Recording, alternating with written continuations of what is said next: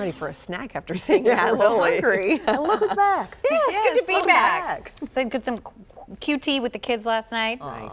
Making the ugliest gingerbread house you've ever seen. It's okay. It's all right. Is it a competition? Or? We were very proud. Lots of frosting. Just throw more sprinkles at it. A good activity for the next couple days because the rain is coming back. We're talking about the shipping deadline too. So if you are headed to the post office tomorrow or trying to brave stuff, that very expensive last minute shopping, you'll need to protect the packages because a good soaking rain swings in overnight tonight. It'll stay with us for the rest of this week, but not the weekend. So a little bit of good news here.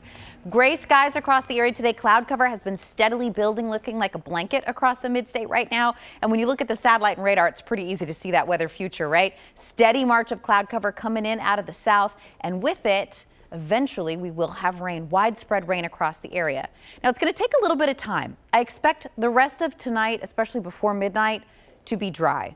By daybreak tomorrow morning, we'll have the potential for these raindrops to start to make it to the ground, in part because of the dry air that's at the surface. So there's some work to be done in the atmosphere. It's been a really nice couple days, though. We've been near 60, even hitting low 60s in some spots, mid to upper 50s, despite the cloud cover today, so not as warm.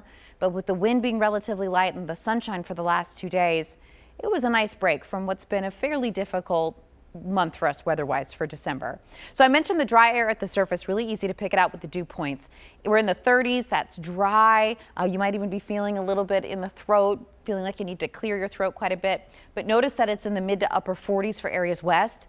That's because there's more moisture there. You look at the wind, really easy to see how that moisture, that energy is starting to come in out of the south. So as that rain starts to work closer and closer to us, you've heard me say this before, it's like tiramisu.